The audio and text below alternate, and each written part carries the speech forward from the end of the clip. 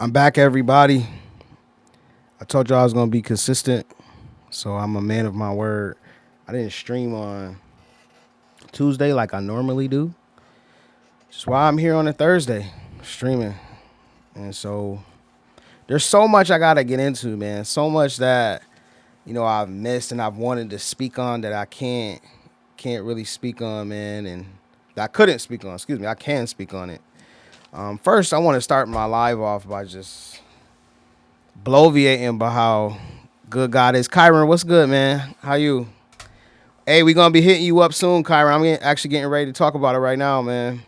I just wanted, like I said, I was talking about just how good God is and how when you stay steadfast and you stay diligent and you stay persistent, first and foremost to the kingdom business, and then on the things that you're supposed to do in terms of your own personal goals. God just starts to open up so many doors for you that you never thought you would be able to, open with, without his help. So, God came through today, with a massive blessing for me and my team. And I'm just so excited to, get this process started and, just get to work, man. I'm young and hungry. And I always try to explain that to like any business that my agency work with. For y'all that don't know, I also have a sports agency. I don't really talk about it much on here because, some of those things I like to just keep, close to the vest. But, I do have a sports agency and, we struck a massive deal today. And again, I'm just happy to get excited. I'm grateful, and I'm blessed, that God saw fit to, bring favor upon me and my team. So I just wanted to start the live off by just giving God all the glory and all the praise because, without him, you can't do anything literally. And so I always want to make sure that I, give my thanks. I want to do it, in public and in private. When I got the news this morning, man, I immediately, just like, when it was done and we got everything finalized and situated, I immediately, you know, got down and prayed, just prayed a long prayer about, asking God to help me stay diligent, help me stay persistent, help me stay hungry, help me stay steadfast when it comes to his word, and studying his word. And I prayed to be a better son, be a better, partner, boyfriend, be a better Christian, just everything, better businessman. Like I just prayed, a prayer of gratitude and then a prayer of, help me to stay focused and not be complacent. So I just wanted to start the live off by, again, talking about how good God is and some of the things that he's done for me, because any opportunity you get to give him the glory and the praise, you should take that opportunity. So like I said, man, so much has been going on in the NFL, man, and I still got my Rams hat on. Still got my Rams hat on, still repping my team strong. I just I like to have a little cadence to the show, to the lives, man. I don't, want to get in here just, BSing. It's not really anybody in here, but like I said, I want to try to have a little bit of a cadence. I would love for people to like just come in and just, chop it up with me. But you gotta grow your following over time. So that's what I'm gonna do. So today, I want to talk about my Rams and Seahawks, man. I have to talk about that game. We're gonna talk about, the Broncos, New England. What that was hitting for in that game. My Super Bowl preview. What I think is gonna happen in the Super Bowl. Coaching carousel has been a lot going on there. We're gonna talk about Belichick, right? And then after that, I'm gonna close out the live, talking about Eric Bieniemy going back to the Chiefs, because I think that's a huge move, and I may be the only person that actually see what's going on there. I'm not saying the only person, excuse me, but I haven't seen anybody else, kind of hint at what that move may mean for the long term. And I think that's why he's going back to KC. So, but first off, we're going to talk about my Rams, man. Rams, let me pull it up. Rams, Seahawks. Oh, man, I don't want to have this thing shaking. Rams, Seahawks, barn burner of a game. I thought going in we had a great opportunity to win the game. We've beaten them once before in LA, and then they beat us obviously in Seattle when we had that blunder where they ran a kickback on us and we kind of melted down towards the end of the game. First of all, I want to also say thank you for everybody that's in the live right now. I appreciate y'all. If y'all have a second, man, just share the live, like it, follow me, subscribe to my YouTube. If y'all can do that for me, man, I greatly appreciate it. But like I was saying, I thought my Rams could win. Matthew Stafford had a hell of a game this game. Throwing for I believe he threw for 500 yards and 4 touchdowns. And he was the first quarterback in NFL history to throw for over 350 yards. And I believe it was over 3 or 4 touchdowns and then lose the game. Like, he's one of the only quarterbacks to ever do that. And listen, the Rams offense clearly is one of the most elite units in the league, man. And the game started out slow for us, but I knew we was going to pick it up eventually because, again, we played relatively well against the Seahawks. I'm getting to the Super Bowl, man, but if I had to make a pick B, I think I'm going to go with the Seahawks, and I'm about to get into that right now while I got the Seahawks in the Super Bowl. But, yeah, Puka Nacua, Devontae Adams showed up this game. But there was one rep he showed his age, though. That rep he had against Anwari, I believe is his last name, and he's really good, bro. Anwari, the DB, he's really good. He can cover, he can tackle, he can do it all. But he made Devontae look old when Devontae was trying to run that in route, and he couldn't get past, and he couldn't separate from him. Devontae was showing his age. Even though Devontae did catch a touchdown in this game and caught join from your post. Oh, I appreciate it. Appreciate you, whoever joined from my post and liking the live, man. Keep liking. I appreciate y'all. Send a gift if y'all can, too.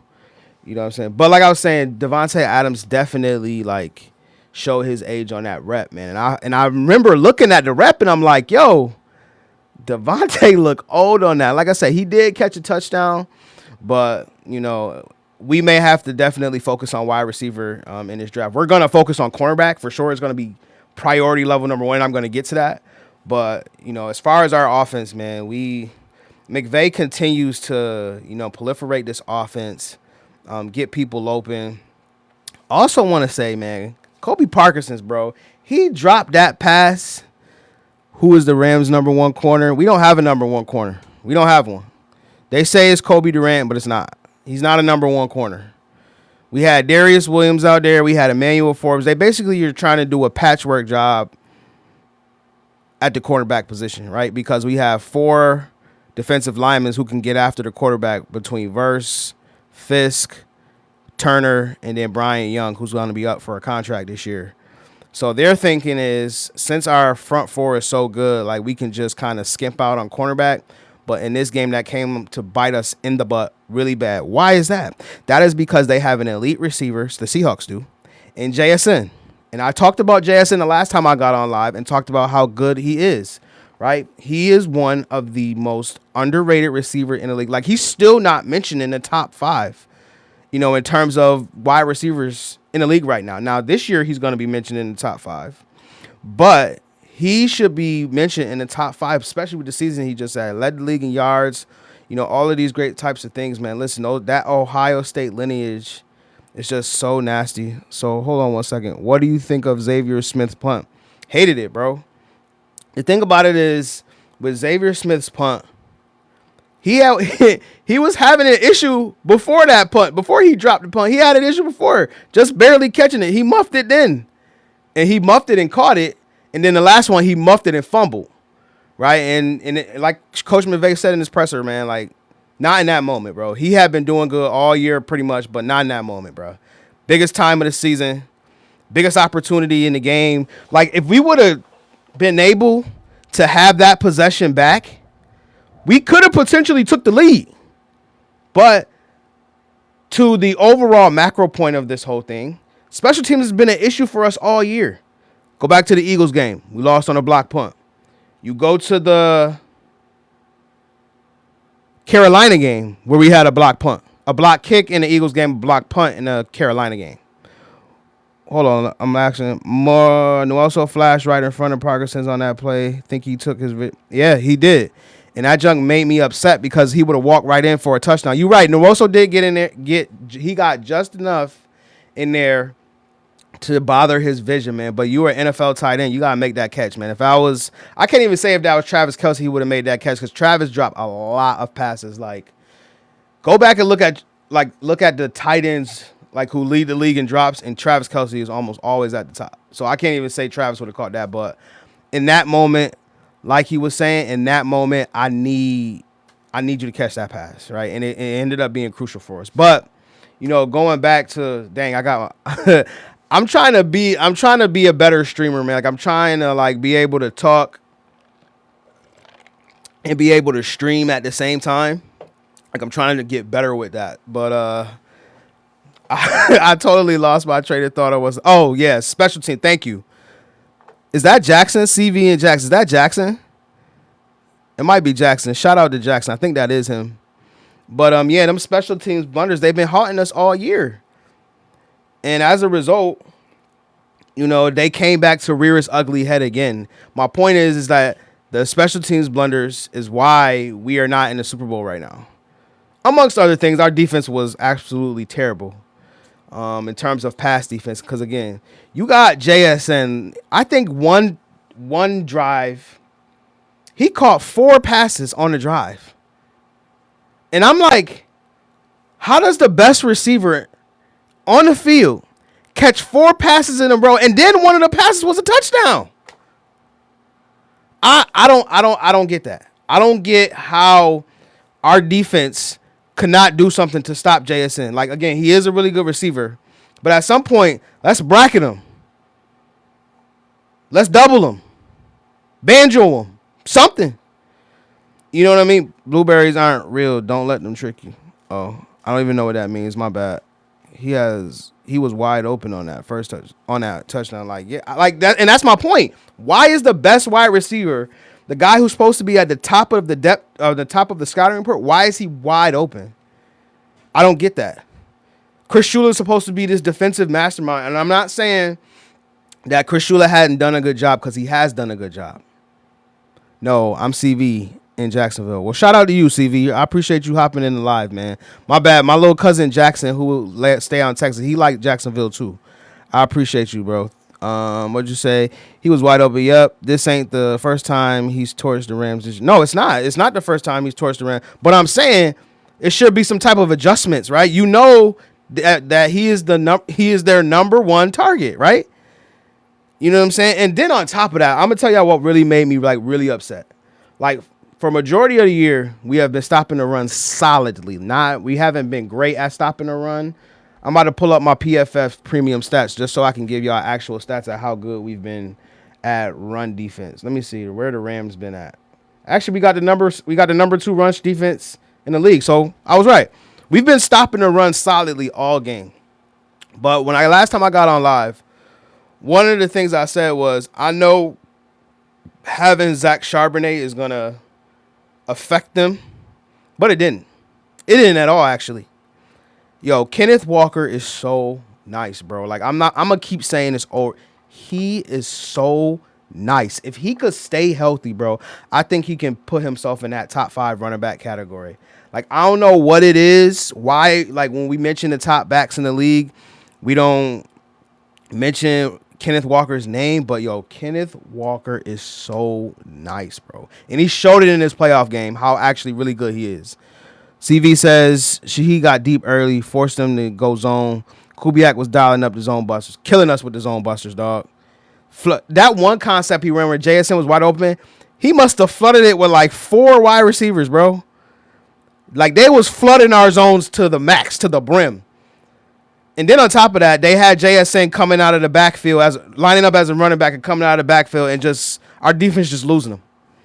But I'll say it on the other side, though, McVay was doing the same thing with Puka, lining him up at running back, and the defense was losing him too. So, shout out to Kubiak, though. You're right. He was dialing up some great schemes, and I can't poo-poo at it. that backfield wrinkle, it was really prevalent between the Rams and the Seahawks, and both teams used that backfield wrinkle this game, and we got burned on that touchdown, man, when they flooded that zone on the left side. So I shout out, but I just want to say, like, shout out to the Seahawks. Like, I love the Seahawks team. Like, I love everything about them. So I wasn't really mad that we lost because in my opinion, we lost to the better team. They didn't make special teams blunders. They didn't turn the ball over. I do not want to be remiss and not mention my boy Sam Darnold for having a heck of a year. I have been on record. I thought he was going to fail. I said that. But see, I'm a person, I love to be wrong. I don't think people notice, though. Like, people who are in the media, some people, I'll say, some people in the media, they want to be wrong. Like, they want to see most players succeed. And I'm a person who is and was in the media. Like, I want to see players succeed. So as a result, I'm happy that Sam Darnold had his best game of his career. Shut us right up. Shut us right up. And as a result, the Seahawks are going to the Super Bowl. Just to, tie a bow on this, from the Rams. Well, I want to go back to Kenneth. Let me go back to Kenneth Walker first. Kenneth Walker is so nice, bro. Like, I want to keep saying that. Kenneth Walker is so nice, bro. Like, that juke he had in the hole against Landman, oh my gosh, bro. Like, it was so beautiful, bro. I love watching him run the ball. There is not many backs that I will, like, stop and watch, but, like, Kenneth Walker is a back I will stop and watch. I'll stop and watch him, Jahmyr Gibbs, Bijan Robinson, too, is another dude. I just bloviate, and I'm like, yo, he is so nice, bro. Like, those three backs, I say, like, are my favorites right now. Spates got the Okie doke on. Was it Spates or was it Landman? Oh, it was Spates. It was Spates. You're right. I'm sorry. You're right. It's Spates. Thank you, CV. I appreciate you, bro. Thank you for keeping me on track. It was Spates. Yeah, Spates got the bejeebies shook out of him, and I was sick too because I was like, yo, there's literally nothing you could do about that. And like, the thing about it is, when you know a player is so good and he do that on a regular basis, like, you can't be sick. And that was the exact thing that I was saying. Like, I can't be sick because all of these players that they have do this on a regular basis. I'm looking at Kenneth Walker's stats right now. He had 23 snaps, 19 rushes for 62 yards, and 1 touchdown. That might be the loudest 62 yards that I ever seen in my life. Yeah, you're right, CV. I'm trying to recollect this all from my memory of what happened. I was just looking for a great game. You know what I'm saying? And I got that. That's exactly what I wanted. But as I tell people all the time, even though I'm wearing my Rams hat and I love my Rams, the reason I love the Rams, for anybody who's new, who's in here watching, first football game I ever watched was Rams and Titans in the Super Bowl. And ever since then, the Rams have been my team. However, now I work in the media, right? I covered the Bills for 3 years, right? So I'm, pretty, not say heavily involved, but I'm involved in the media. So now it's a situation where I just love to see great football, on both sides. And this was as a Hawks fan, I had heart palpitations that entire. Yeah, that was a. Yo, how did you feel about CV? How did you feel about Reek Woolen getting that penalty, giving up the touchdown to Puka after the taunting penalty? Like, that was one of the craziest plays I have. You don't usually see taunting penalties, especially like that, from the refs. You don't really see that, but he must have been doing just way too much to where they thought, like, yeah, we got to get this dude. And then on top of that, he come back and then he give up a touchdown. Nah, I can't. I was glad my man Anwari. Let me learn his name, bro. Like, I can't. Let me see. I gotta learn my man's name. This might be Jackson right here. Jackson, I was just talking about you.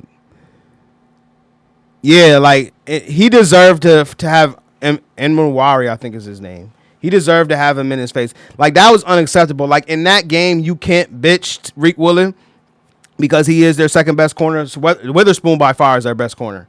But you can't bench him in that game because he does make a difference. But that was unacceptable. I would not be surprised if he's not in Seattle and like they take a corner very high in the draft, just as a result of that play. Eman Wari.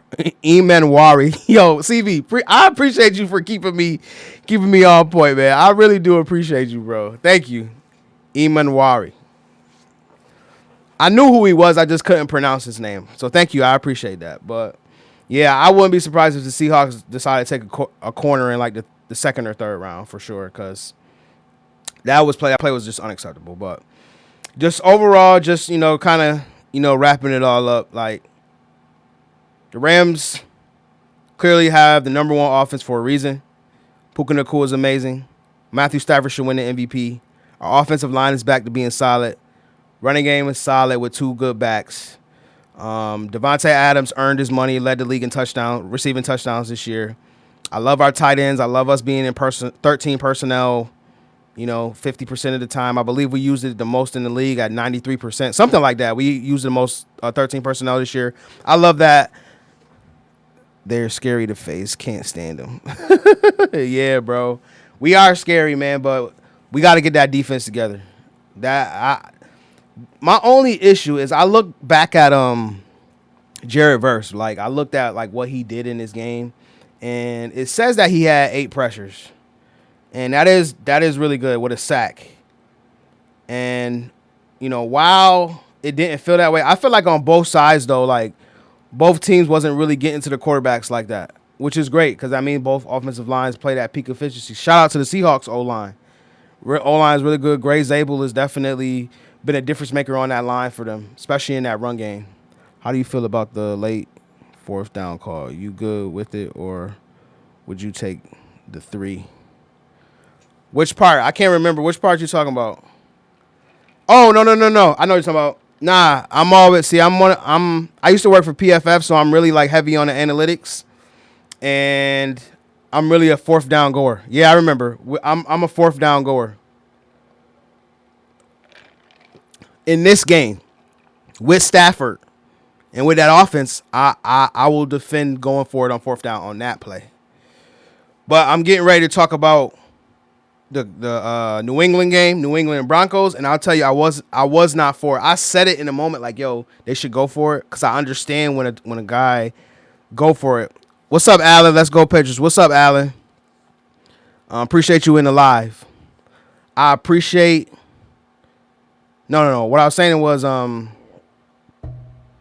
didn't appreciate when Sean Payton went for it on 4th down with a backup quarterback. Not much, man. Hoping the Patriots can pull out a win in the Super Bowl. I don't know, man. I feel like I'm getting there. Y'all taking me there. I'm getting there. Let's talk about, so like I said, I'm wrapping a bow up on the Rams and Seahawks. Rams are a tough team, but we got to get that defense straight. We got to get some corners, and that was really the difference in the game. Like, our defense, especially on the back end, it can't hold up with the Seahawks playmakers. It was glaringly obvious. You had Shaheed get a deep pass up the right sideline. You had JSN just getting whatever he wanted on play after play. And then on top of that, that was the one game that, we let the Seahawks rush crazy on us. And Kenneth Walker cannot be stopped. So we got to get that together. I'm happy with the way the season, turned out overall. Like, because I didn't see Super Bowl at the beginning of the year. Like a lot of other people were saying Super Bowl, but I didn't. When we kept having special teams blunders this year, I knew it was going to keep rearing its ugly head. It wasn't like this was going away. They fired the special teams coach, got a new one, and then thought like it was all of a sudden just going to be different, and it's not. It's not. It's actually worse now. So we got some things to fix. We got some things to clean up, but I want to kind of move along because I wanted to get to some other games and some other, NFL things. So next game is New England. New England versus the Broncos, man. And this was a defensive battle, exactly what most people thought it was going to be. I knew it wasn't going to be a high-scoring game. Really, it came down to that play call, like I was just alluding to, when the Broncos was, I believe they were like on like a 25 or something like that. And it was 4th down, and they had the ability to either kick it or go for it, and they decided to go for it and missed it, right? And that is the proverbial play of where people are like, see, that's why you don't go for it on fourth down, blah, blah, blah, blah, blah, blah, blah. I get, as a very aggressive, football mind, why he went to that. Alan, appreciate the follow, man. Appreciate you.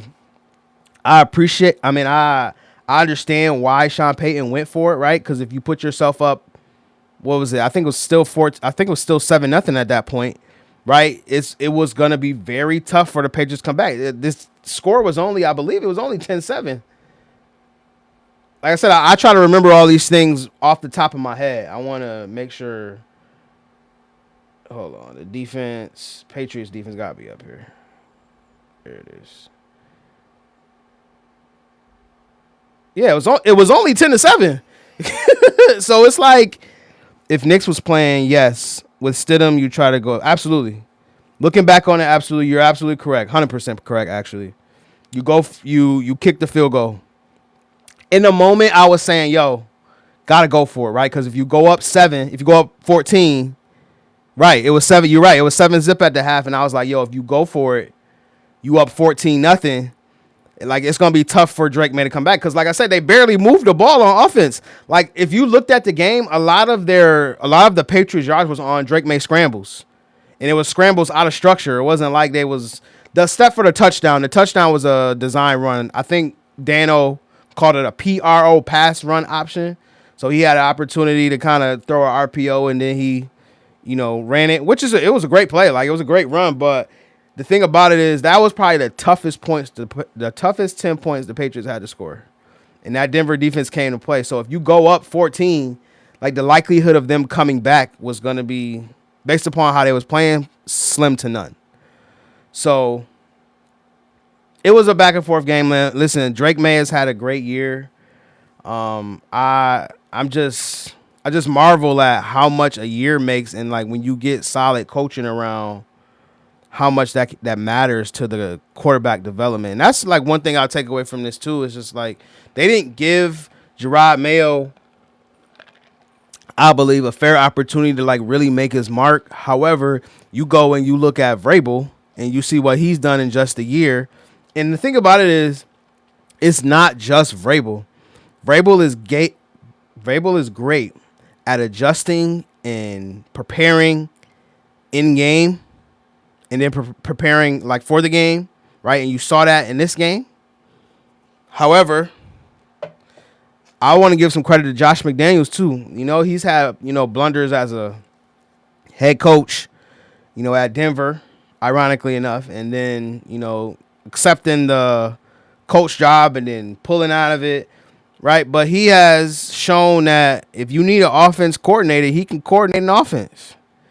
And that's shown and proven to be valuable. He's coached, Tom Brady. He's coached some really good players at the quarterback position specifically.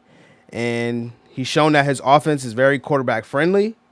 And if you're in there and you execute, like, you can win a ton of games. And that's what you're seeing with Drake May, especially if you upgrade the wide receiving talent around it. They got Kyle Williams from Washington State. Obviously got Stephon Diggs. My man Kayshon Boutte. Like, they got all of these guys who can make plays. And so in that Josh McDaniels offense, I mean, Drake May is just perfect. I have been on record saying that the Bears should have taken Drake May number 1. I was not the biggest Caleb Williams fan coming in, just because of the whole, I have to use my words very carefully, just because of his whole persona.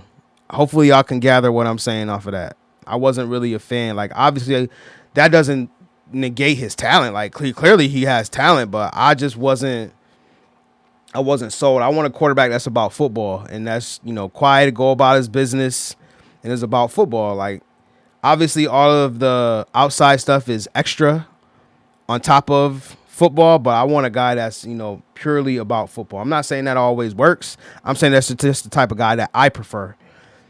And, I wasn't the biggest fan of Caleb coming out, but, both quarterbacks have shown to be franchise quarterback worthy. And in this game, Drake made just enough plays for his team to win, especially with his legs. And see, that's the difference.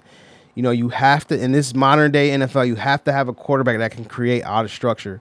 And the Patriots finally have a quarterback who can create out of structure and who can throw out of structure and can buy time. Like Drake May can do everything. You know, there is times where he turns the ball over very carelessly, but a lot of young quarterbacks do. Hawks can't let May get out of pocket. No, they cannot. But I think the Seahawks defense, and we can transition into the Super Bowl talk. I think the Seahawks defense is probably one of the more disciplined defense that I've ever seen. They're talking about the Seahawks defense being as good as the Legion of Boom. I would say somebody was making a case that this defense might be better. I don't think either. Like, I don't think their front four. I don't think this current Seahawks defense is as good as like Cliff Averill, Michael Bennett, like those front fours. I can't remember off the top of my head who else was on there, but Clemens, right? Yeah, Cliff Clemens. Thank you, CV man. I like you, bro. You keep me right. I appreciate you. I don't think it's as good as those front four, but so we got Leonard Williams. Who else they have? I do that. Nah, I appreciate you, bro, man. I appreciate you hopping in the live. I'm learning like what times to go live now. I was seeing everybody go live like around 9 o'clock. So I'm like, you know what? Let me try to go live 8, 9 o'clock. And you always find some good people around. I found a Patriots fan that was in here last time. I think that was Allen. Like, I appreciate all of y'all that come into the live and support. I just want to find like a consistent group of people to talk ball with. You know what I'm saying? And I want to, just get on here and be more consistent. Talk football all the time. I feel like that's a topic that I could talk about ad nauseum. I just want to be locked into the NFL a little more. Byron Murphy. Thank you. Byron Murphy, Nwosu, Mafe Hall, Lawrence, Jerry Reed. Those are some young studs, though, especially Mafe. And I'm happy for my boy D-Law, man. He suffered a lot of years in Dallas, and they tried to put it on him. See, yeah, Byron Murphy was the one I was forgetting from Texas. I like Byron Murphy. I like this young line, though. There's some young studs on the Seahawks line. But I don't feel like they're better than like the one I just named, Cliff Averill, Clemens, Bennett, like all of those guys. I don't think they're as good as those guys, though. But that back end, though, the back end that they have now between Amin Wari, Devin Witherspoon, Woolen, kinda, even Job and Kobe Bryant, like that's a good back end. But Earl Thomas was a dog, man. Earl Thomas was otherworldly, bro. Julian Love. Yeah, Julian Love, nice too. From the Giants. He nice. They got some players on this defense. And so saying that, man, that's why I feel like the Seahawks got a really good chance in this game, because I think they can confuse Drake May, get him into some uncomfortable spots. And then if you asking me which unit would I take, the Patriots wide receivers and tight ends over the Seahawks DBs, I'm taking the Seahawks DBs and linebackers. I feel like that's a win for them. And I believe they can stop the run. So, and then the Seahawks, I think, got a better offense too. Like, the Patriots defense is really good. Maybe it's just because with the Patriots defense, I'm just like, can their wide receivers separate? That's what I'm saying. I'm taking the Seahawks DBs over the Patriots wide receivers. I think that is going to be a crucial battle in terms of, Drake May having to hold on to that ball. That is going to be a key matchup in this contest. And then on the other side, I think the Seahawks, they can run the ball. That Patriots line is stout, man. It's stout. Like, Denver, I know Denver's rushing offense, I can't compare the two, but I think, it's just different. I think they'll like matching up with them a lot more than Puka. Oh, yeah, for sure. Puka Adams is just another beast. That's a different animal. But see, this is the thing, man. I don't want to just poo-poo on them, though. I don't want to just, like, crap on them, because they might come out and really, start separating and doing stuff they don't normally do. You know what I'm saying? Like, Kayshon Boutte is a really good wide receiver, especially when he was in college. And so they had very high hopes of him for him coming out of LSU. So I'm only saying that to say, like, this could be the game where he have like his true coming out party and showing people what he can actually do on the NFL level, making all those spectacular catches. He made a spectacular catch in the Texans game. And so I wasn't surprised because, like I said, they had really high hopes. I remember, they may, but like I said, Rams are just scary. Yes, we are very scary, but we didn't do enough to get it done, unfortunately. So I just want to say again, man, appreciate everybody in the live. Like the live, share it, man, if y'all can. I appreciate y'all. Like I said, I'm trying to find all of the people that want to, get on and just talk NFL, just like you in the chat talking NFL. We could just do this, man, a couple nights a week. I'm trying to stay consistent, man, so I appreciate you, man. CV, I appreciate you, showing love and being in here, man. It really means a lot to me. It really do, especially as somebody that's trying to be out here and trying to be consistent, man. I appreciate the interaction. So, I'm looking forward to the Super Bowl matchup. I think it's going to be really close. Mooch, what's up, man? I think it's going to be really close. I'm predicting the score of because both defenses are really good. I'm predicting a score of 24 to 20. 24-20 Seahawks. That's my official prediction. Hold on, y'all. Let me look at the line. Let me look at the line. And the over-under. Give me 1 second. I'm going to look this up because I want to make sure I'm accurate. I've been accurate on a lot of the games. The defense does concern me. The Seahawks defense concern you or the Patriots defense concern you? Let me see. Let me see what the line is. Line for the Super Bowl. Okay, Super Bowl. There it is. Super Bowl 60. Over-under is 45. So that's what? 23. So basically 24. So I said 27-24. That was what I was about to say. So, yeah, 27-24 Seahawks. Seahawks are favored by 5. So, yeah. And I think it's because they have better quarterback play. They have better. I think the Seahawks have a better running game, and they got better wide receivers. I think the Seahawks wide receivers can separate from the Patriot corners, but I don't think the Patriot wide receivers can separate from the Seahawks DBs. So their defense does concern me. You be knowing. I'm trying, bro. I'm trying to be out here, bro, going against the Pats. Yeah, Pats defense is scary, for sure. They're going to have a tough time running the ball, but I think they can run the ball is my thing.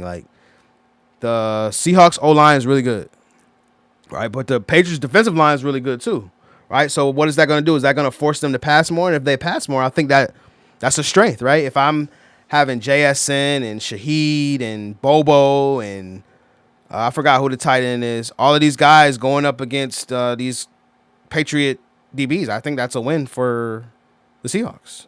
And I think we'll see that play out on a couple big plays.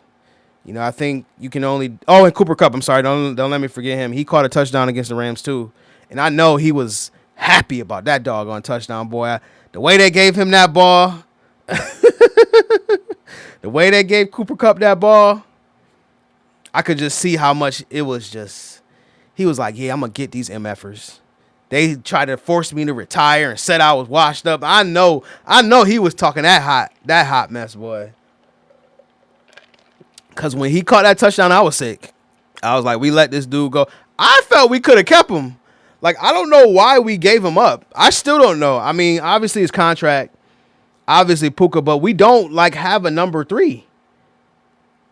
In my opinion, we don't have a reliable, but to the schematic point of it, the Rams used 13 personnel. I believe it was 93% of the time, something like that. They used it the most in the league this year. So does that really lend itself to having a wide receiver like Cooper Kupp on a roster? Probably not. And then you signed Devontae Adams to a contract too. So it's just you can't really separate down the field, and that's really what we need. We need a burner, and we don't have a burner right now. We have Tutu Atwell, but he's inconsistent in. We signed him to a 1-year, $10 million deal, and he was barely used, and he was a healthy scratch some games for tight ends. You know what I'm saying? So it's just I get why they let Cooper Kupp go. I don't know if this was what they went into this season. I'm talking about the Rams. I know I'm kind of going all over the place, but, I I don't know if this is what they envisioned the offense to look like going into the season, where they was going to use a lot of 13 personnel, but that's kind of the way it shook out, and played to our benefit. And so again, having a guy like Cooper Kupp it's really like just overkill, especially if you, like I said, when you pay Devontae Adams, who I believe is older than him. So we upgraded though at that outside wide receiver spot, because last year in the playoffs we were throwing to Demarcus Robinson as our number one wide receiver. And even though he is working out, he did work out for the Niners this year. I did not want to be relying upon Demarcus Robinson to consistently win one-on-one. That's not where I want to live. If he's a number 3 or number 4, that's kind of where I want him. As my number 1, absolutely not. So, like I said, I'm very interested in this Patriots Seahawks matchup. I'm looking forward to it, and I'm gonna be tuned in. And so, I want to address something that I talked about in the Future Live, where I made the point about needing a young, hotshot offensive play caller. If you see the coaches that are currently in the Super Bowl, that kind of debunked, my whole thought process and what I originally thought. You look at Mike McDonald, he's a young, hotshot defensive play caller. And then you got Vrabel. A.J. Barner is the tight end, by the way. Thank you. A.J. Barner. Yes, thank you. And then you have Mike Vrabel, who's been there and done that, has been a successful coach, has been to the AFC Championship before with Ryan Tannehill as his quarterback. And we're seeing 2 defensive minds, right? Because Vrabel is, considered a defensive coach. We're seeing 2 defensive minds, going to the Super Bowl and showing that you don't have to have a young, hotshot offensive coordinator or offensive guy to be successful in this league. And so as a result, I want to discuss the coaching hires, the huge coaching carousel. That is all of these coaches that have been, hired by teams. So I kind of want to rank them out of 10 based upon who has been hired, who's still out there, all these types of things, based upon sexiness of the job. I do sexiness. Like, if the job is sexy, then I'll rank it high. OC hires critical. Oh, yeah, look at Tennessee. I'm about to talk about Tennessee right now. That's why they hired Dable. OC is critical. I agree with you 100%. Josh McDaniels, I'm going to keep using him as an example. That's why Vrabel has been able to be successful, because he's got Josh McDaniels there coordinating that offense. It's just certain guys, man, that if they coordinate your offense, you're going to be good. Kubiak too, but Kubiak he's about to be a head coach, I believe. I think they keep saying he's going to take this Raiders job. But we'll see. I like Spytek, and they said Tom Brady is having a more hands-on involvement in this coaching hire, which I hope he does, because that Pete Carroll disaster, I've talked about that ad nauseum. That Pete Carroll disaster, they have to come back from that. That was a horrible hire, and clearly it was a horrible hire because they got rid of him after a year. So, all right, I want to remind everybody of where the coaches stand of all of the vacancies. So, the Browns hired Todd Monken. Raiders and Arizona are still vacant. Steelers hired Mike McCarthy. Buffalo promoted Joe Brady from OC to head coach. Ravens hired Jesse Minter. The Dolphins hired Jeff Hafley, who was from the Packers. He was the Packers defensive coordinator, and then before that, he was the head coach of Boston College. Seahawks are making a push to keep him, but if Vegas offers, he has to take it. No question about it. He's put in his work. He's shown that he can successfully coordinate an offense. I hope he takes the job. Don't be scared. Especially if they win the Super Bowl, he should definitely take the job. So then the Chargers hired Mike McDaniel as OC. Giants obviously took Harbaugh. And then I don't see him on here, but yeah, Tennessee hired Saleh and got Dable as their OC. So those are the coaching hires. So first coach, call me a hater, but if I'm not wowed by any of the new hires, well, I'll agree with you to a certain extent. I think there are some teams that made some good hires. So I'll start with Todd Monken. If I had to rate that higher from 5 out of 10, I'd say it's a 5. Reason I'm rating it a 5 is because I don't know what I'm going to get from him. Obviously, he's never been a head coach before. He's a little bit older, and I read an article on him from The Athletic, and that says like he's such a great offensive mind, and he has like a different way of doing things and stuff like that. And he really had a great relationship with Lamar Jackson and all these things. I don't really feel like the Ravens' offense was spectacular for the amount of talent that they had between Mark Andrews, Isaiah Likely, Rashad Bateman, Zay Flowers. Like, honestly, that's a solid pass catching group if you ask me. And I don't feel like their offense was really, blowing teams out on a year-over-year basis since he's been the offensive coordinator. He was at UGA. I wasn't impressed. Yes, he was at UGA. I mean, it is what it is. He's been around, but the thing about it is, when you come from certain programs, you get more cachet, right? Being around Kirby Smart, who's a multiple-time winning national championship head coach, like that to me, that does matter, right? Because you've been in a winning program, and you're able to show that you can. Oh, you're a Gator fan, though. I'm gonna be watching the Gators so hard this year. They just got one of my favorite offensive line coaches, Coach Troutwain. He was from Penn State. I know Coach Troutwain played at Florida. But I'm going to be watching Florida really hard. So I'm a big college football fan too. But yeah, man. So Todd Monken, he has a huge job ahead of him in terms of rebuilding this offensive line, rebuilding his wide receiving core. We don't know what he's going to do with Shedeur, even though I think he needs to give Shedeur a shot to win this starting job. But since you are hiring an offensive guy, that obviously means that he's going to take a quarterback high. I know it's not a lot of quarterbacks in this draft because Sellers is going back to school, Archer's going back to school, and then Dante Moore is going back to school also. So it's not like there's a bevy of quarterback talent in this draft. So either you're going to get one out of the free agency. I don't know who the free agent quarterbacks is right now. Or you're going to trade for a guy like Kyler Murray. So he really has a mess of a team, to be quite honest with you. That's why like a lot of coaching candidates were pulling out of Cleveland because they're a very dysfunctional franchise. And you can see that from the top and all the reports coming out about candidates having to write essays and take a personality test and all that. Like, I get it. They're a very analytical organization and they've built that up, but these coaches ain't trying to do all that. But, I mean, Todd Monken did, and now he's a job, and now he inherits it. They're trying to re-sign Jim Schwartz, but he was upset that he got passed over for the head coaching job, so they said he's on his way out. But I'm sitting here saying to myself, why does Jim Schwartz, what entitles him to be the head coach? He had an opportunity to be the head coach in Detroit, and it wasn't good. We've seen that story already, so I don't know why he thought that he was entitled to get this job. Yes, you had the defense playing well, and he's had this defense playing well for like the last 3 years. And they've drafted really well on that side between, obviously, Myles Garrett, JOK. That was years ago, too. I figured he'd be right, bro.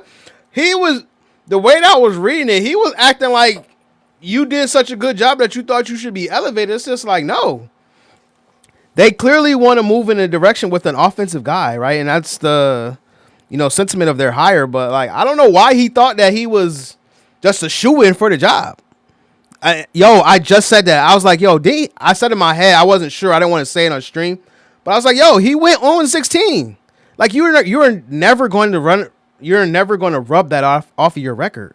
That's going to stay with you forever, that you did not win a game as a head coach on your watch. No. I can see if his defense was like a top 5 defense every year. Listen, Cleveland is a good defense. Like, I'm not saying that's not. I'm just saying, like, the defense wasn't in a position where, they was locking teams up game after game. They are consistent. I want to keep saying that because I don't want Brown fans to look back on this and say I'm hating. But, like, you wasn't a shoe-in for the job. Like, we all knew this. Yeah, just be happy you have a absolutely. There's talks of him going to Buffalo, which I would like. Like I said, he coordinated. I put him in the same type of category as Vance Joseph. If Vance Joseph Vance Joseph and Jim Schwartz, if they coordinate your defense, it's going to be consistent. It's going to be really good. Those two guys. Both been head coaches. Both have, I don't want to use the word fail, but both have not performed up to expectations. But if they're DCs, they're going to get your defense right. Tony, what's up, Tony? How you? They say defensive back play those positions because they can't catch. Otherwise, they be wide receivers. Yo, would you have Sam Darnold over 105 passing touchdowns against this Patriots defense? Let me see what the odds are on that.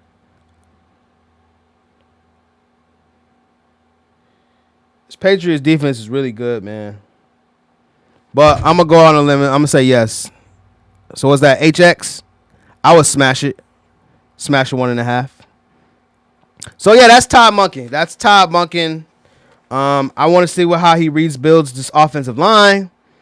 Cleveland is Cleveland is over Jerry Jeudy, even though I love Jerry Jeudy since he came out of Alabama, and I still see him as that. We're gonna stay with Jerry Jeudy. But they have to get more wide receivers though. They gotta get more wide receivers, more weapons. I like Harold Fannin, like Njoku, but they gotta get more pass catching options for the next quarterback. Why do kickers mix extra points but make 70-yard field goals? I don't know. That's great. I don't know. I couldn't even tell you. Realistically speaking, Seahawks should put BTA against the Patriots despite their deal. No, do not go in with that mindset. They should not put BTA to them. They should not at all, actually. They should not at all. It should be a close game. Like I said, before you got in here, I think that's HX. HX. I said 27-24 Seahawks. It's not going to be BTA. I promise you it won't. Someone said Helani was 10 rushing yards.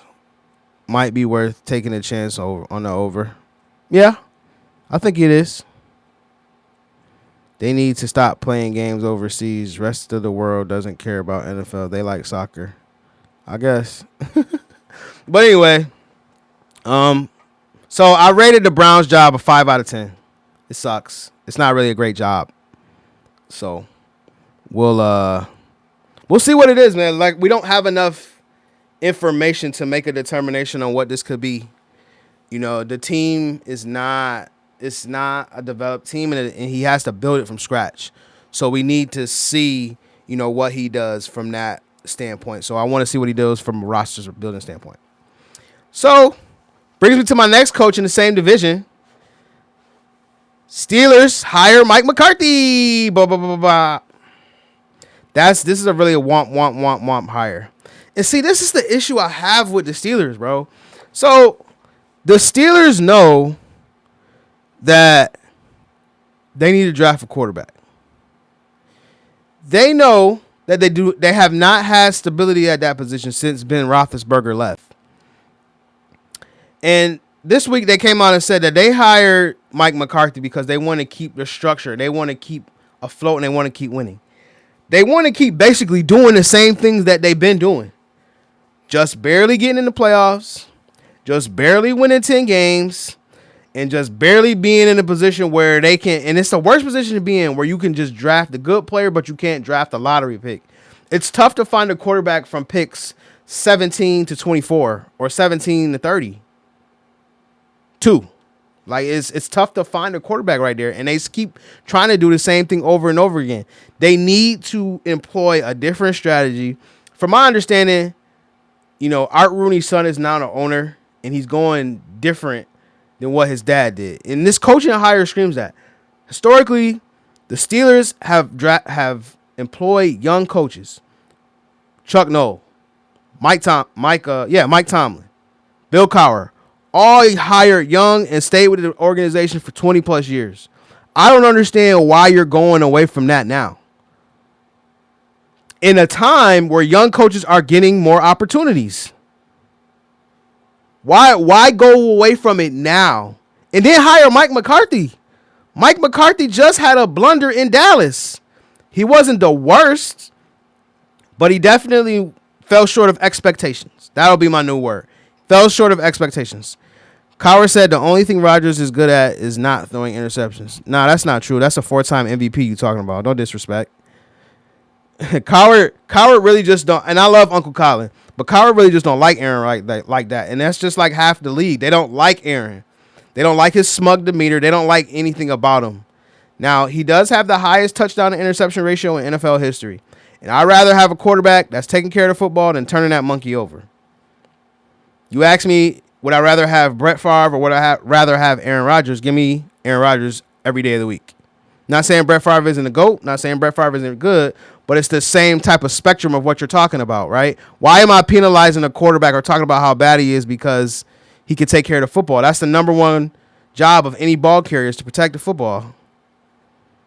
So I don't get that. But anyway, this Mike McCarthy hiring, a lot of people are saying, signaling that Aaron Rodgers may come back. I personally hope they don't have him come back, because it's going to just signal them to do, again, what they've already done and just hire and just sign these old veteran quarterbacks to try to just put a Band-Aid on it.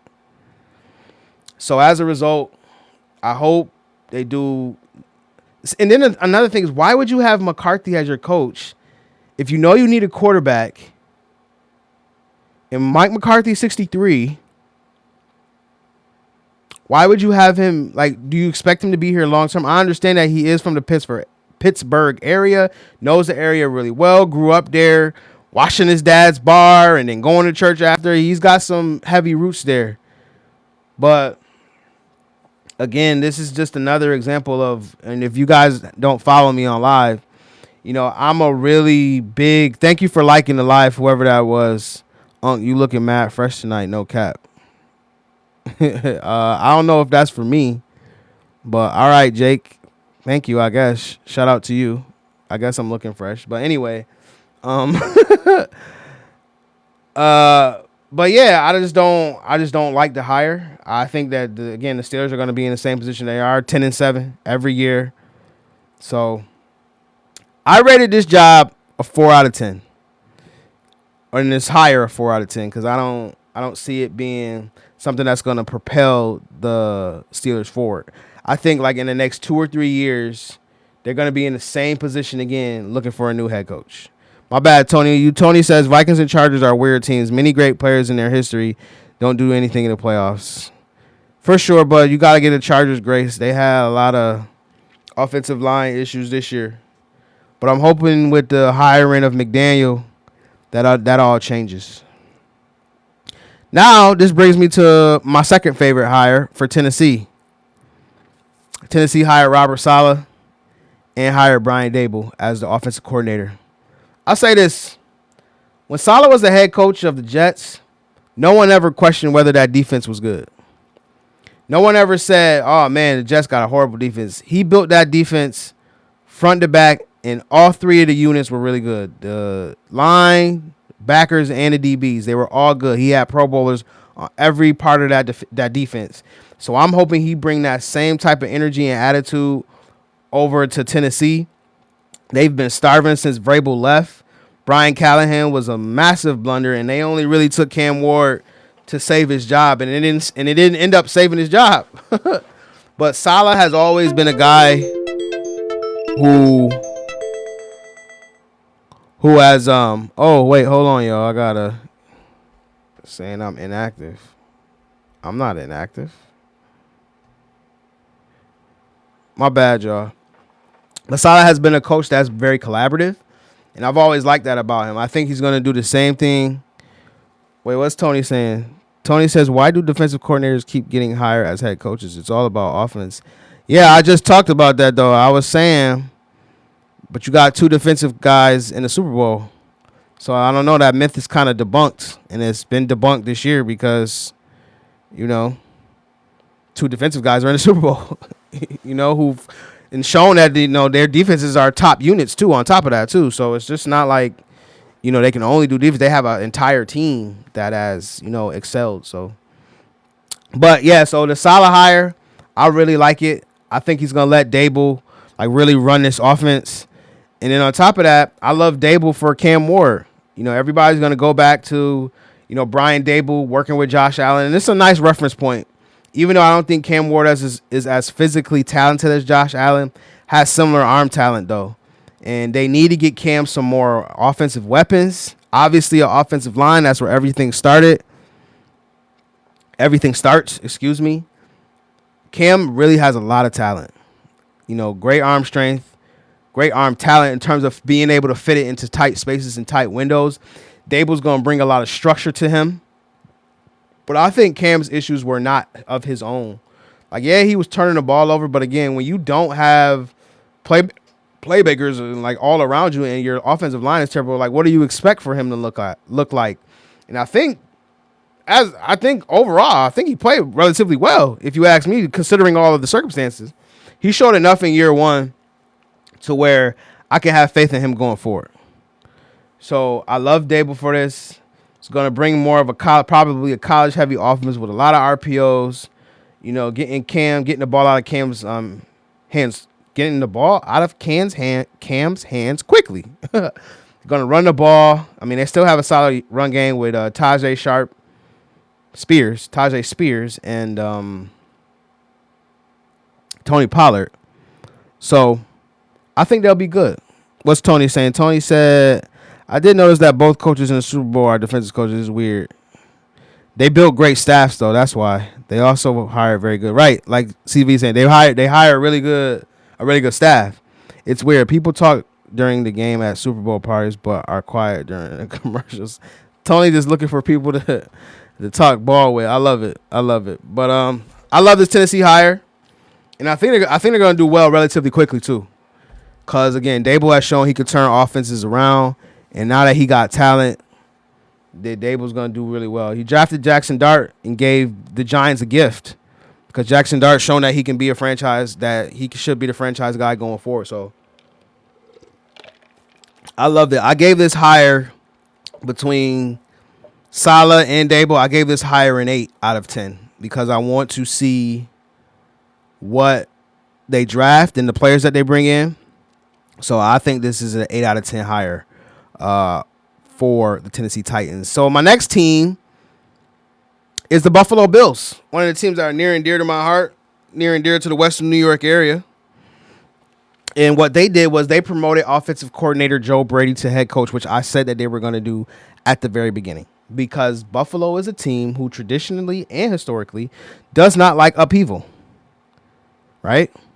They do not like making massive change. They do not like massive turnover. And as a result, I said it like as soon as it happened, I'm like, this is the perfect move for them. Joe Brady, has a great relationship with Josh Allen. He actually coordinated an offense where they didn't have a lot of talent on the outside anyway, and they still led the league in rushing and had a top 5 offense in terms of scoring. So I think what he's done in the past 2 years has warranted him, and he was a hot commodity for other teams. Like the Raiders wanted him, the Ravens wanted him. Like he was going to be a head coach somewhere. So I'm glad Buffalo wised up and gave him the head coaching job. I watched a little bit of his presser and read some commentary on it. They spoke between him and Joe Brady and Bean talked a lot about alignment. And I thought that was very interesting, just because you preach that same thing with McDermott. Like we was on alignment in most decisions, right? But now you're being more intentional about saying, yeah, we're going to be aligned on more things and more decisions. So it just leads me to believe that, towards the end of the McDermott era, that alignment waned somewhere over time and it got strained over something. And the owner coming out in that tragic, excuse for a press conference and throwing Keon Coleman pretty much under the bus, right? That shows you the disconnect that was between the front office and the coaching staff. And so Joe Brady also came out and backed Keon Coleman and said that he's going to be on his roster. And that's cool. Like, that's what he's supposed to do. However, it's not like Keon Coleman has really been blowing it out of the water where, it warrants him to have like so many chances, right? They want him to be, like the next great wide receiver. I hope that Buffalo ends up trading for A.J. Brown. That's what I really hope they do. So I like this hire. And it says that also it was reported that Joe Brady's actually going to call plays too. So that's what I'm interested to see. I think Joe Brady, I've been pounding the table for him since this coaching carousel started. I hope that he calls his own plays. I hope that he is that voice that Buffalo needs to get over the hump, because Josh Allen is turning 30 this year, and their time is winding up relatively slowly. Hold on, I'm gonna read the chat for a minute. Chat saying, give McDonald credit. He had Grubb as OC. He knew he needed to upgrade. Yep, obviously upgraded CV and went to the Super Bowl for sure. My team is Houston. Should Stroud be replaced? No. CJ Stroud just had a bad, in my opinion, he just had a bad game. I understand that Houston fans don't want to hear that, but he's showing that he can be consistent over a year span. So you just don't give those guys away. Because again, ask yourself, who's the replacement? Like, who are you going to replace CJ Stroud with? And that's what I keep saying. Like, who is he? Who are you going to get that's better than him on the market? If you have a better and a more valuable option, all right. And then this draft is not a quarterback-heavy draft. It's not like there's 5 or 6 quarterbacks that can be starters. So who are you going to replace them with? If you can answer me that question, then I might agree with you. But I don't agree right now because you don't have a replacement or a plan B if you got rid of him. He made terrible decisions, but he had no weapons by the end of the year. Right. Nico Collins wasn't playing. Dalton Schultz wasn't playing. Joe Mixon had this, they said, mysterious injury that, nobody knows about. So, yeah, he was losing a lot. Their offensive line was makeshift, quote unquote. So, we'll see, man. I think Houston fans are just overreacting just a tad bit. So, but going back to Buffalo, I love the Joe Brady hiring. It's, I think he's going to show, he's going to show that he's able to right the ship. They were looking for a CEO type. I think they got it in him. He's a Florida guy, so he's gonna vibe, with the locker room. So I think he's gonna do well. So I gave Joe Brady being promoted from offensive coordinator to head coach, I gave that a 9 out of 10. Next is the Ravens. Ravens hiring Jesse Minter from the Chargers. Jesse Minter was actually at the Ravens as a assistant in 2020. And they've seen what he's done with Cleveland. They've seen what he's done with the Chargers defense. And, saw that he was worthy of, getting some head coach consideration. He was actually like the consensus as the top candidate in this cycle. We'll see, man. Maybe he'll have the same type of effect that Mike McDonald has had on the Seahawks. See, now it's a situation with 2 defensive coaches in the Super Bowl. I can't poo-poo if a team decides to go with a young hotshot defensive coordinator like Minter, because it's clearly showing right now that it's showing to work. Shout out to everybody in the chat that's conversing and talking and contributing to the live, man. I appreciate y'all.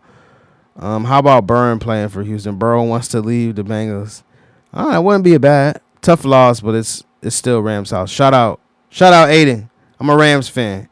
Yeah, it's a tough loss, but we made too many mistakes. Those special teams mistakes are like the biggest ones in the game. Special teams is a unit that you don't want to notice when things are going right or going wrong. You don't want to notice it. It's just like the offensive line. You don't want to notice when somebody on the offensive line is getting whipped play after play. And it's the same thing with special teams. You don't want to notice it. You just want it to be a phase that just, get you solid field position. Don't turn the ball over. And maybe occasionally, like 3 games out of the year, get you a special teams, a massive play like a touchdown or a block punt or a block kick, right? But you don't want to notice it. And our special teams was noticeably bad for the majority of the year. If it was one thing, it was another. And we can't have that. 7-9 teams get home playoff games because they win division. 10-6 teams miss playoffs. It would be a big emphasis for us in the offseason. We'll get it fixed. Oh, Aiden, you a Rams fan, man? Follow me, bro. I need more Rams fans. I don't have any Rams fans. And like the live, man. Again, I appreciate everybody in the live that's in here, vibing with me, man. Like I said, I finally figured out the times that you're supposed to go live. So I appreciate you, Anthony, man. Thank you for following. Aiden, I appreciate you, man. Thank you. Tony, appreciate you, man. Appreciate everybody that's showing love to the live. Like I said, man, we in here just talking some football. And like I said, this is what I want to do, man. I want to come and, have great conversations about the NFL. I want to be locked in on the NFL. Rams house, baby. Shout out to you, Anthony. Let's go. It's Rams house. All right, so I was talking about Jesse Minter. So I rated this 5 out of 10. Was it 5 out of 10? Let me see my sheet. Did I rate it 5 out of 10? Yeah, 5 out of 10. Because I don't know. If I don't know what I'm going to get from you, I'm going to rate you a 5 out of 10 because you have to show me. Which is like I have, for every new coach that I've never seen, I have the same level of pessimism as I do optimism, right? I've never seen you, right? You're coming to a situation that's familiar. The owner knows him. He was a graduate assistant. A defensive assistant. Like he has some familiarity with it. So therefore, he might have a say. They say he's a leader of men. And I like the Chargers defense. I like what they had. I like what they've done. In terms of scheme wise, they're a little bit more aggressive than I've seen them in years past. So I'm interested to see what he does. Obviously, the OC hire is going to be huge because of Lamar Jackson. They said that Minter has reached out to Lamar. Eric Santiago. Is this E? This might be E. Minter got the best job that was available. He has high expectations. He does, especially following Harbaugh, who won a Super Bowl. Like, yes, he has massive expectations. I'm a Hawks fan, but I still take him off. Oh, yeah. CV, shout out to you, man. You've been in here, adding a lot of value. Thank you, Eric, for the follow, man. I appreciate you so much. Appreciate everybody in this live. But, yeah, man, Minter has some massive expectations. I really want to see who they hire as an offensive coordinator because that's going to be the crucial hire, like what they can do with Lamar. Because I'm going to be honest with y'all. In chat, tell me if I'm wrong. But Lamar running on thin ice. These reports about him being difficult to work with, I don't think they were just like smoke. I think it was like some truth to it. And this is one thing I want to say about Lamar. In chat, I want y'all opinion on this.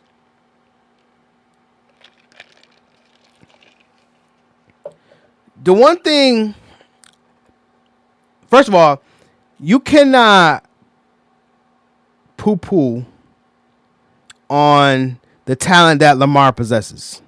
You cannot refute the work that he's put in with the 2 MVPs in the stellar seasons.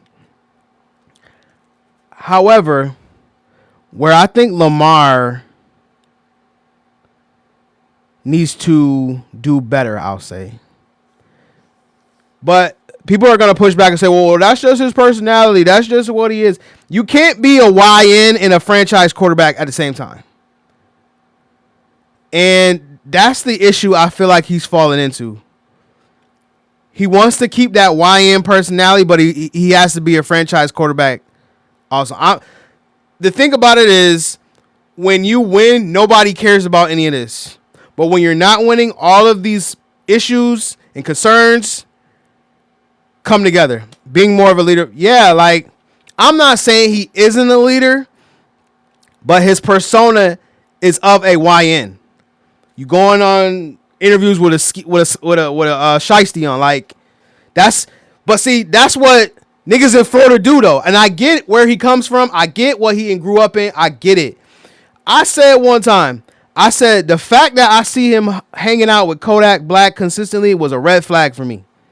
Now, again, in that same year, he won the MVP. So I can't really say anything. But again, things don't become an issue until you start losing. And now that they're in a position where they're losing now, the offense don't look great, and Lamar hasn't been playing great. And also, I want to give Lamar somewhat of a pass because he was hurt this year. And I'm not going to totally pound the table. I'm not going to totally pound him. Pause. However, he needs to, in my opinion, he needs to be less of a YN and be more of a franchise quarterback. That's my only issue with Lamar. And people always want to come and pick up the sword and shield for him when the media go at him, but I feel like he do a lot of it to himself. Harbaugh wasn't doing him any favors, though. Lamar brought Harbaugh more time than he deserved. I wouldn't say that. I think Harbaugh did a great job of righting the ship and keeping it on course, right? Not letting it like totally keel over. I personally didn't think like Harbaugh deserved to be fired. Honestly, they just needed to get younger on defense. Not Eric. What's my man name? Marlon Humphrey getting old.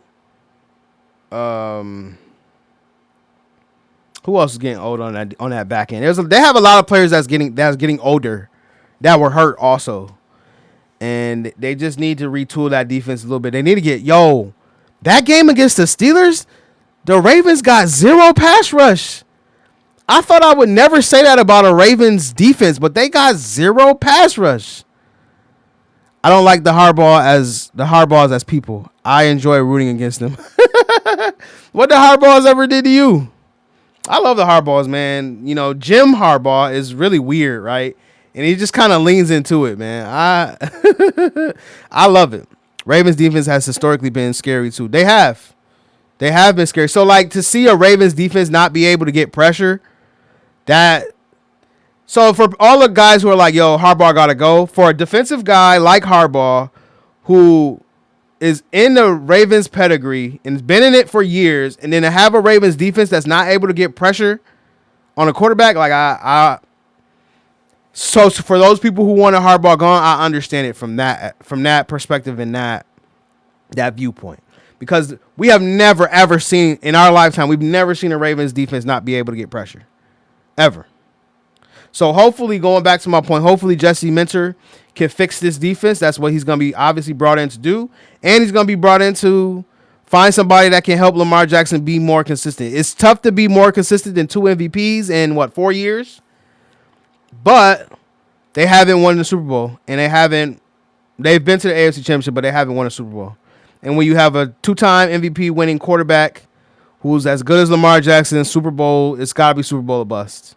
So hopefully Jesse Minter is that guy. And like I said, I'm rating this hire a 5 out of 10 because I'm as pessimistic as I am optimistic. And I really want to see how he meshes with Lamar and how Jesse Minter meshes with the entire city of Baltimore, knowing their culture, knowing what they've been through. Like I want to see how that all comes together. So 5 out of 10. Dolphins hired Jeff Hafley. I don't really know too much about Hafley. Like I said, he was at Boston College, got sick of that, and then came to the NFL, did a good enough job with the Packers to get a head coaching job.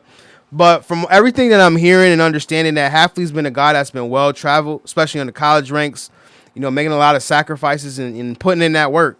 And listen, I can get behind and root for anybody who's put in the work, who struggled and grinded to get into the spot that they're in. I love this press conference and him just being, a really hard-nosed, tough guy that's going to bring work ethic and stability to this franchise. The Dolphins, I love Mike McDaniel.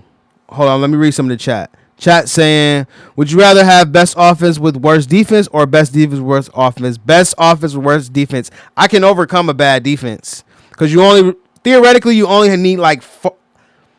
need 5 stops in the game to win. I'll say 5, like 5 solid stops, and that's 5 stops of no touchdowns. If you can get 5 stops in the game, you should be good. 3 at the least. Like if you can get 3 stops, you can be good. But if you can't score touchdowns or field goals, you're done. Period.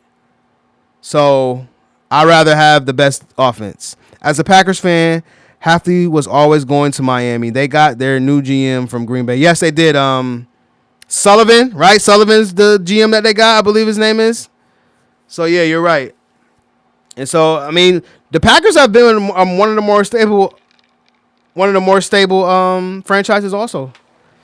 So, I'm actually excited for this hire because of who they have from the top down. Like, their structure is good. I like to pick up certain things from other media personalities. One of the things I picked up from Uncle Colin Coward, is he says that you don't like franchises that are noisy, where there's a lot of noise coming out. And I feel like that's been the Packers. Like the Packers don't have a lot of noise coming out. Thank you to whoever liked the live, man. I appreciate it. Thank you for liking the live. Tony says, weirdest stat in the NFL. In 2010, Chargers had number 1 offense, number 1 defense. They missed the playoffs. Yikes. Yeah, I was just talking about Cortez Kennedy was the NFL Defensive Player of the Year on a 2-14 team. Dang, that's tough. But yeah, man, I love Halfley. Love that Packers pedigree that they're coming from. Like I said, they've been one of the more stable franchises. The Dolphins, man, this is the issue I have with the Dolphins. This all comes down to the Dolphins. The Dolphins thought Tua was a franchise quarterback and an MVP candidate, perpetual MVP candidate, and that was not the case. And it was never the case. He had one good year with McDaniel's first year where they took the offense, they took the lead by storm with their offense when they had Tyreek Hill and Jalen Waddle. And then after that time, the league adjusted and they started to see Tua's limitations. I'm going to keep pounding the table on it. Like, it wasn't Mike McDaniel's fault. The ceiling for the team, it capped. They reached the ceiling of the team with that quarterback. The offensive line was in shambles consistently. I'm not saying that the offensive line was bad the entire time, but it was constantly in shambles. It was constantly shuffling. They connect, and then Teron Armstead, they invested a lot of money in. He retired. Like, they don't have stability at the most valuable positions and units on the team. Quarterback, obviously. Offensive line, right? No stability at either one of those positions. Waddle and Tyreek are cool, but Tyreek was in and out of the lineup. And then the defense, like, who did they fire? They had like a top 5 defense, and they fired the defensive coordinator, I believe, is what happened. Something like that. My theory why the Dolphins almost never do well, it's a glamorous city and players are distracted. Yeah, that could be a real thing. Yeah, that could be a real thing. Oh, well, when Tua could have been a special. Nah, it's not injuries. Like, no, it's not injuries. Yes, he got hurt. Yes, he had a concussion. I'm not going to dismiss that. But it wasn't just the concussions. It was his actual play, too. It wasn't concussions. It wasn't just concussions alone. It was his play. You have to, in that division, right? Think about this, Eric. In that position, right? In that division, excuse me. You got to beat Josh Allen 2 times a year. You have to beat Josh Allen twice a year. So what I'm saying is you play the teams in your division twice, and then you meet the team in the playoffs. So you will have to split one of the games, right? Let's say they split, and then you have to beat Josh Allen in the playoffs, and he cannot beat Josh Allen in the playoffs. Historically, Josh has destroyed the Dolphins. So as a result of that, like, Tua can't. They figured out the hard way that Tua cannot. I know it's not just boiled down to just Josh versus Tua, but it's a big part of it though. He can't go toe to toe with Josh Allen on Josh's worst day. He can't, unless Josh has turned the ball over 14 times a game. Then Tua can't compete with him because Josh can access more levels of the field. He can make more, I'll say, dangerous throws. Tua can't make dangerous throws. His dangerous throws are going to get picked. Josh's dangerous throws, yeah, they'll get picked, but he can come back in the same breath and throw a touchdown. Tua has to play in rhythm and on time. Josh don't have to play in rhythm and on time. It's great when he does, right? And it looks beautiful. And the Bills' offense hums when he plays in rhythm and on time. But Josh don't need to play on time and in rhythm. Tua needs to play in time and on rhythm. Anything off out of structure is going to be an L. Anything off platform, anything that is not scripted is going to be a challenge for Tua Tagovailoa. And we saw that. Chat saying, yeah, they fired Fangio for being too hard, which is a testament to the coach. Yeah. I believe they had like a top 5 defense, and they fired Fangio. Then he goes to the Eagles, and the Eagles defense, they win the Super Bowl. Funny how McDaniels is going from Tua to Herbert now, right? And it's funny how the Dolphins had a choice between Tua and Herbert, and they chose Tua. Very ironic how things move, man. So that's awesome, man. So now my last coaching hire that I wanted to talk about is Harbaugh. And I got on live before, and I've talked about how John Harbaugh would have been a home run hire for the Giants, and I was correct. They went all in. If you read the story of what they did to get John Harbaugh, they pressed in. And I'm never against that, man. If you want a guy, you want a girl, like if we're making parallels between dating, like press in respectfully, especially with women. Press in respectfully. Show me that you want me. And that's what they did with Harbaugh. They showed him that they want him. They showed him that they wanted him.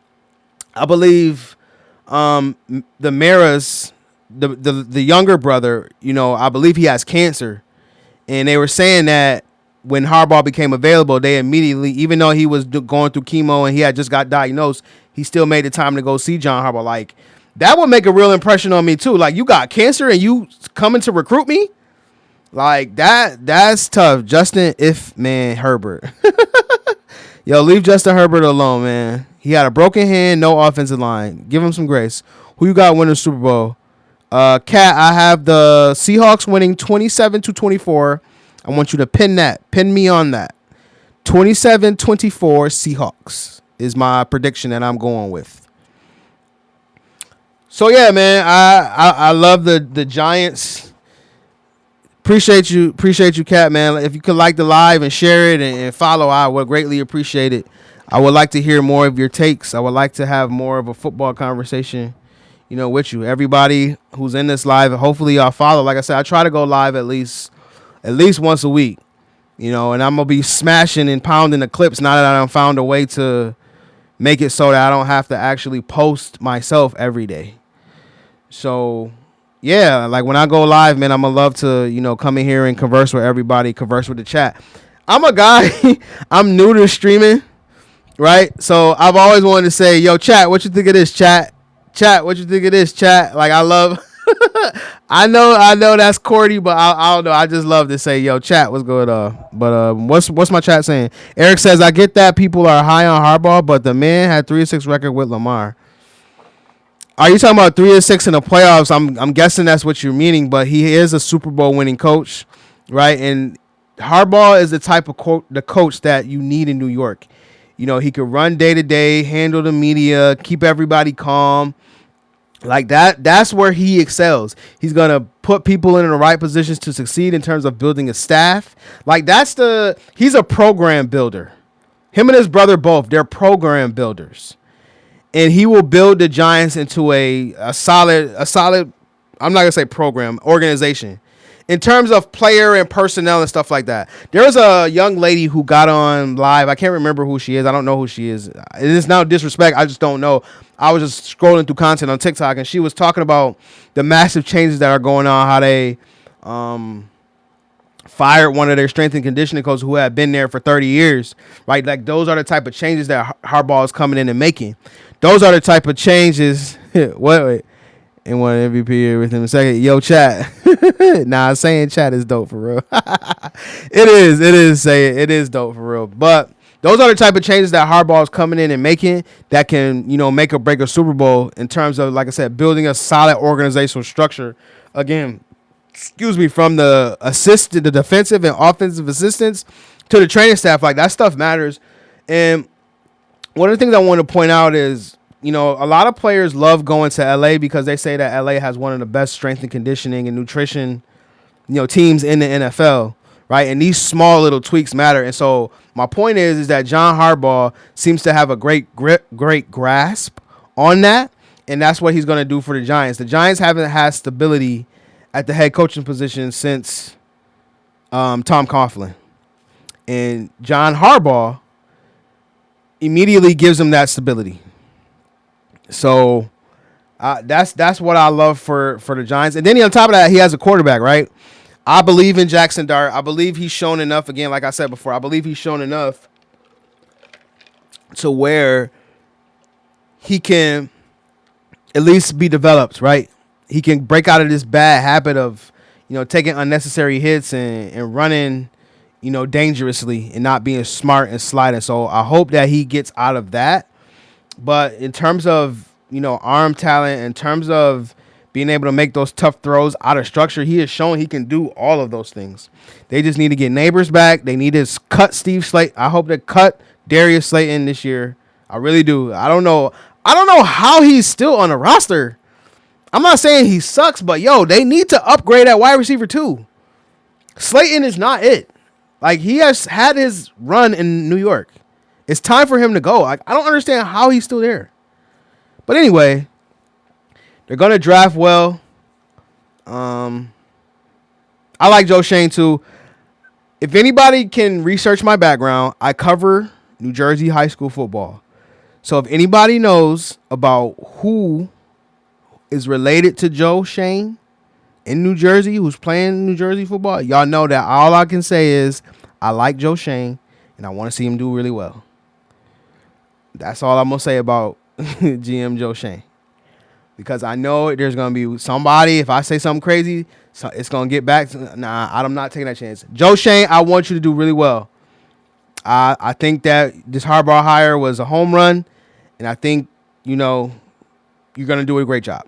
So the Harbaugh hire, I gave a 10 out of 10. Chat, do you think that's too high? 10 out of 10 is I gave the Harbaugh hire.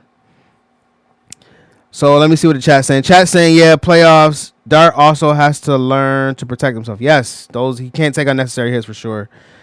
Eric's also saying, I get trying to be tough, but he's the face of the franchise. Just sure. Shane was always going to take heat for Saquon, but Saquon wasn't going to succeed in New York. For sure. He had to let him go. And, it doesn't make sense for a franchise like that. Because this is what I say about Joe Shane. And what made it worse was we all were able to see what happened with him, right? We were able to see what happened with the negotiations. Let's just say in a hypothetical world, he was able to sign Saquon back, right? Chat, would he have been able, would that Saquon hire, right? What that Saquon signing, would that have propelled them to be a Super Bowl team again? Would that put them in a Super Bowl? Right? Running back is the least valuable position in all of football. Paying him top dollar, to me, it would have been malpractice. I'm going to give a running back top dollar just to satisfy the fan base because he's been a fan favorite. To me, that doesn't make sense. I'd rather just gut it all together, get some cheaper running backs, and then look in the draft for a better running back that I really like that's probably younger and more explosive. And I feel like they can still find that. Chat saying Shane was always going to take heat for Saquon, but Saquon wasn't going to see, right? Some Rams talk. What should we do this offseason regarding our secondary? The Rams need to, first of all, cut everybody. Nah, I ain't going to be a fan. They're probably going to keep Kobe Durant. I believe they gave him a new contract. But from everything I'm reading, they're going to take some quarterbacks high in the draft. We have 2 first-round picks. I would love for them to trade back and acquire more picks and definitely gut the cornerback room specifically. I would love to keep Emmanuel Forbes because he's still young, he's still lengthy, and there was stretches this year he actually played well, and it looked like he could be a solid starter for us. But we need to find that guy like a AJ Terrell, like a Patrick Surtain, like a Cooper DeJean, like a Quinyon Mitchell, like a Devin Witherspoon. We need to find a guy like that in this draft. And the Rams have historically showed that they are able to draft really well. Now, let's keep in mind the Rams have the least paid defense in the NFL, right? A lot of young players on this defense that are cheap, right? But we have to go get a blue chip guy in the draft again to, shore up the secondary. And so that's what I think that they'll do. They signed Quentin Lake back. I believe he's going to play some safety, some star for us. So I like the direction that they're going. I'm pretty sure that that's what they're talking about now. But everything I've been reading is they're going to take some cornerbacks high this draft. I hope they take some big corners, some big, fast corners. That's what I hope they take. And so I hope they do that. 2,000-yard season doesn't happen without a great O-line, which Philly had. Absolutely. So, that's what another thing I was saying. Philly was an optimal spot for Saquon. So a lot of people was giving me hell because I had said that I wouldn't pay Saquon that money. I said that I personally didn't think he was worth that money. And they look at Saquon as the missing piece to the Super Bowl, and to a certain degree he was. However, you got to take into account the Eagles that year they had the best O-line. They had the best D-line. They had one of the best wide receiving cores. Jalen Hurts was playing really well in certain stretches. And the defense was just scary all around. They had a lot more than just Saquon. They had an entire roster of players who were all good. And so it was, and then Cooper DeJean had a historic rookie season.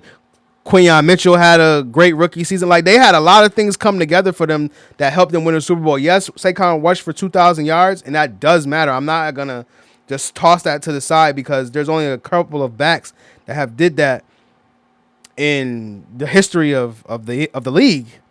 But it wasn't like he was the only reason why they went to the Super Bowl. Like, there are a lot of other factors that contributed to them winning the Super Bowl. So I want to make sure, like, that's being said. Like, let's not ignore these other players and these other things that went right for the Eagles. They both needed each other to win the Super Bowl for sure. That's the best way to put it. It was a very mutually beneficial situation for all. So, last thing I want to touch on, y'all, before I get out of here, because I've been on for a while and I gotta go call my girl before she go to sleep because she go to sleep mad early. Anyway, I want to talk about Eric Bieniemy going back to the Chiefs. I think Eric Bieniemy going back to the Chiefs is going to signal that Eric Bieniemy is going to be the head coach in waiting for the Kansas City Chiefs when Andy Reid retires. I understand that in Chicago, he was the running backs coach, and DeAndre Swift and Kyle Monunga. I shout out New Jersey, shout out Don Bosco, right? Those are two of my – Don Bosco is one of my favorite programs in New Jersey, and they have shown me love ever since I started covering New Jersey high school football. I love Don Bosco. So, shout out Kyle Monunga and shout out Don Bosco. Like, they play really well. So, I understand, like, EB wanting to, move up and go to a place that he's familiar with. But I had to sit and ask myself, why would you go back to that place? Unless, Andy Reid's getting older. Like, I believe he's, like, in his 70s. And so I think this signals that he's probably going to be the next head coach as soon as Big Red is done. And that'd be cool because EB's that type of coach who's going to, have tough love. And that's what these thank you for liking the live, Christopher, man. I appreciate you. Chris, can you can you follow? I appreciate the follow, man. I mean, if you were an avid football fan, follow the live so I can so you can hop back in when I get back on live, man. I usually go Tuesdays and I want to go. So I've been going Tuesdays. I've been going live on Tuesdays, but I'm trying to go Tuesday and Thursday. So, the more people I can get in here consistently, we could talk ball, man. I love it, man. I want to create. You Pats Nation. Shout out Pats, man. Listen, I love the Pats. One thing, you see me with my Rams hat on, but we were just talking Pats before you got in here, and unfortunately, I'm getting ready to get off in a little bit. But, I love the Pats. Even though I'm picking the Seahawks to win 27-24. The Super Bowl, the Pats have had a heck of a year. One of my boys I used to work at Wegmans with, my man Brandon Bishop, man, he's a diehard Pats fan. And he always, supported everything that I did in terms of working in sports. So I'm always, paying attention to the Pats so I can always, talk to him whenever I talk to him.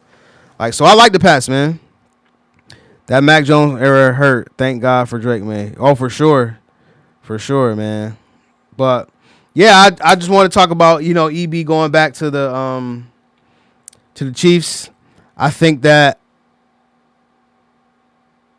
tough love that EB is, been widely known for, I think it's going to do well for Patrick Mahomes if that is the move for them to, want to make EB the coach when Big Red is done. I think also that, I think this draft that you're going to see the Kansas City Chiefs be really aggressive, man. I don't know if they're going to want to have another season like they had this year. Pat getting hurt. Not really being able to do the things that they wanted. I pray that Travis Kelce retires, man. I do not want to see him, look like this, man. Look like a shell of himself, man. I want to remember the Travis Kelce that was cooking everybody, game in, game out. And he's just not the same guy. I feel like every time I see him, if he looks like he's out of shape. You know what I'm saying? So I hope he retires, man. But I would love to see EB become the next head coach because he has been grinding and waiting for years to be that. So I hope that's the plan that the Chiefs have. And the Chiefs they have a solid front office. They always have a plan.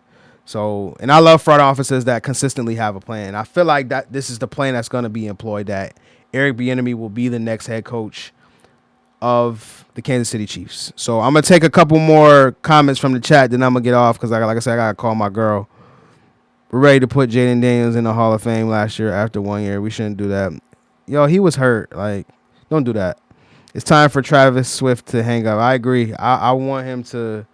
I really want him to retire, man. Like, that is on my wish list for this offseason, that I see Travis Kelce's going to get married, retire, be a podcaster, man. Because now, again, we're looking at him be a shell of himself. I don't like that at all. He is one of the best tight ends in NFL history. And I wouldn't remember him as that. Are we calling C.J. Stroud a bust yet? No, we are not calling him a bust yet. Eli Manning and Phillip Rivers played a combined 33 years, never missed a game. Are they that tough? Are you asking, is Eli and Phillip Rivers tough? I would say they are. They're tough quarterbacks. Eli took a lot of beatings, too. So did Phillip Rivers. He took some beatings sometimes, too. So. All right, chat. I think it's time for me to get off. Man, I appreciate y'all, man. I appreciate you, Mooch. Appreciate you coming into this live, man. Like I said, I'm trying to be more consistent. I want to be able to have multiple avenues that I can, extract real value from a monetary perspective. And from like I want to say emotional, right? Because I'm not going through a hell of emotions, but like I enjoy getting on here talking. Like I get like a lot of excitement and I get a lot of joy from coming on here and being able to talk football with like-minded people and people, appreciating my opinion and respecting my opinion. So, this is just something I enjoy. I guess this is another outlet that I have to, get out my NFL takes and stuff like that. Then I take these lives and I chop them up into clips that I'll post on my YouTube and obviously on my TikTok. So yeah, y'all, if y'all wouldn't mind, I would love if y'all could go subscribe to my YouTube channel, for my clips. This live will be up tonight on my YouTube if you want to go watch it back. I appreciate everybody. Shout out to my boy Irish J. He's in the chat. Go follow him. If y'all love MMA, right? Go follow my man J.MMA. He's grinding on the MMA content.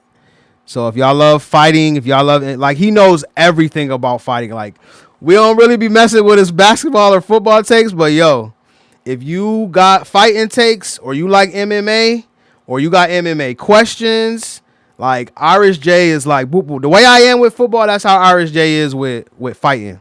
So I would suggest if y'all love fighting and y'all love MMA, y'all go follow J.MMA in the chat. Go follow him. Cause that's all that's who has it all. Unfortunately, Irish J, I gotta get off.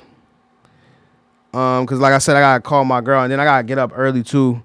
I'm gonna try to go live again. Today is Thursday. I might go live tomorrow again, about around the same time, because I really enjoyed this today. This is like probably the most engagement I've ever got. So, see, if you're saying that I'm hating on Shador, you haven't watched my clips of me saying that Shador needs to get an opportunity to start. I've been saying it forever now. So, just want to throw that out there that I've been saying that. Y'all funny. All right, y'all. I appreciate y'all. I think I'm going to sign off right now because it's getting late, man. So I'm going to try to get on live tomorrow. I got work to do. I got a bunch of things I got to get together. Nah, it's all good, RJ. There'll be other times to troll, man. I take all trollers. But all right, y'all. Until the next live, man, I appreciate y'all.